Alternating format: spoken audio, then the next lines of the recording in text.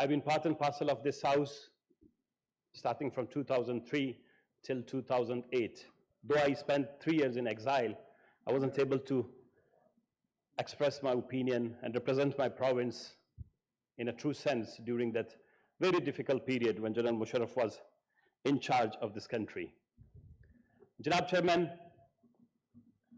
میں اس ہاؤس میں جب 2003 کے بعد 2006 تک جب اس ہاؤس میں ہم رہے، میں نے 2 چیزیں محسوس کیا. I've been part and parcel of the National Assembly. I was member of National Assembly, I was the youngest member of National Assembly. Now I'm member of Provincial Assembly in Balochistan.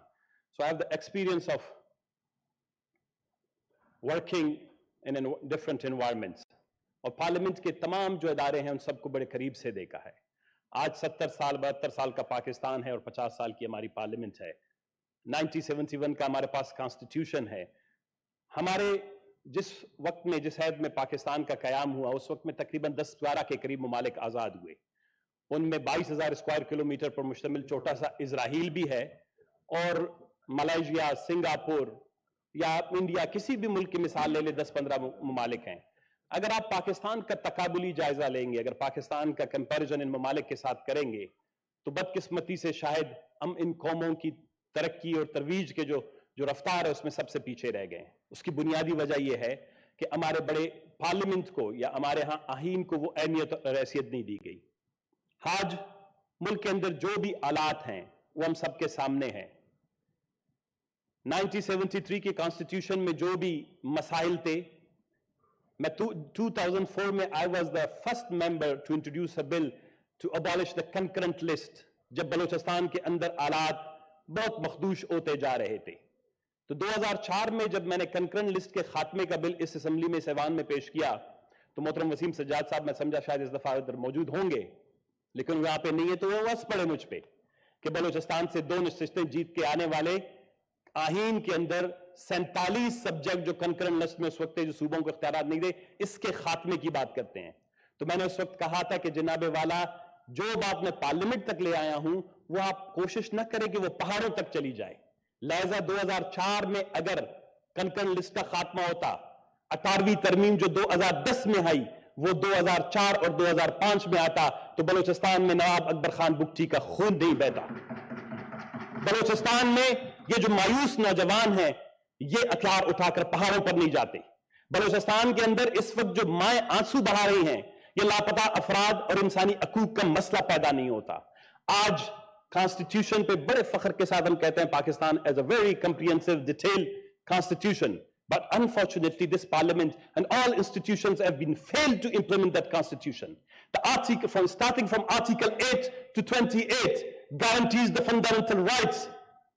اور آپ کا chapter 2 part 1 کا chapter 2 ہے تو جناب والا 8 بنیادی انسانی حقوق کے آرٹیکل 8 سے لے کر 28 تک ہم انسانی حقوق کی ایک بھی چیز کی پابندی آپ پورے پاکستان میں نہیں کروا سکیں.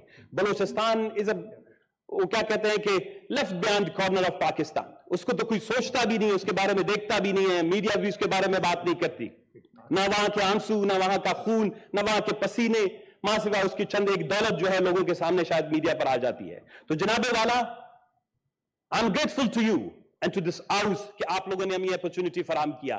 Yesterday there was a discussion کہ جی 18ویں ترمیم میں 100 کے قریب amendments ہوئی ہیں. My honorable colleague Senator مشتاق صاحب نے بھی بات کی ہے. Tell me, none of we have been failed, the parliament has failed to implement that articles, that guarantees which have been provided in the constitution and later on in the 18th amendment. Article 158 کی بات کریں چاہے gas کی فراہمی کا ہو، article 160 national finance commission 10 سال سے 15 سال سے ابھی تک نہیں ہو پا رہا ہے. بنیادی انسانی حقوق پر عمل درآمد نہیں ہو رہا ہے. اسی طرح باقی جتنے بھی آرٹیکلز کانسٹیٹیوشن کے اندر ہیں وہ اس پارلیمنٹ کی ذمہ داری ہے، وہ اس پارلیمنٹ کی رسپانسبلٹی ہے کہ ان پر عمل درآمد کیا جائے. میں یہ سمجھتا ہوں کہ کل ایک تجویز سر میں just I will take 1 minute and conclude. کل آنریبل چیف منسٹر سندھ نے بڑی اچھی بات کی.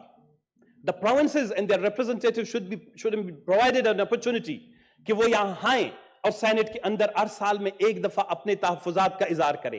اور سینٹ کو بالخصوص ہم یہ سمجھتے ہیں کہ ہاؤس آف دا فیڈریشن ہے بٹ سینٹ کے پاس فائنینشیل پاورز نہیں ہیں, سینٹ کے پاس کانسٹیٹیوشن کی امپلیمنٹیشن کے اختیار نہیں ہے. It's a debating society. I serve their.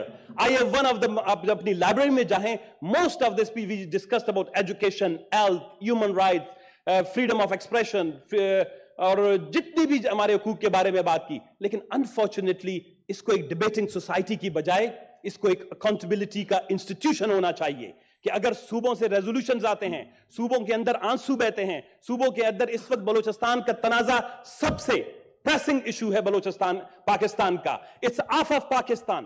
347,000 square kilometre of Pakistan belongs to Balochistan. آپ مجھے بتائیں بلوچستان میں اس وقت 20 سال سے, it has been 2 decades, Balochistan is bleeding, but this parliament has been failed کہ وہ بلوچستان کے اس تنازع کو ڈیسنٹلی, ڈیموکریٹکلی اور انٹرنیشنل پرنسپلز کے تحت بلوچستان کے مسئلے کو حل کرے, تاکہ آپ پاکستان کی ترقی ہمارے ہاں سیاسی استحکام کے بغیر ناممکن ہے.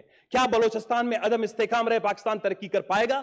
کیا صرف ہمارے گیس سے, ہمارے سونے اور چاندی سے آپ ترقی کریں گے؟ Thank you very much, sir. Thank you very much, Mr. Chairman. And I would like to thank you once again and would like to request you and this honorable house کہ آپ ہر سال ان صوبوں سے لوگوں کو بلایا کریں اور ان کی بات سنیں, تاکہ آپ لوگ سینٹ کی پالیسیوں کو مرتب کرتے ہوئے جو ایک نیشنل فیلنگز ہے, نیشنل اسپریشنز ہیں, وہ کم از کم اس وقت موجود رہے. Thank you very much. Thank you.